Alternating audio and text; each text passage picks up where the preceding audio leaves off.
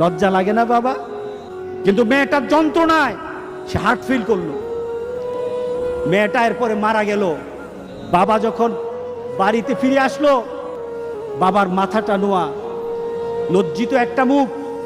এখনই আমার মেয়ের সাথে দেখা হলে আমার কানে বাজতেছে, আমার মেয়ে আমাকে বলেছে, লজ্জা লাগে না বাবা?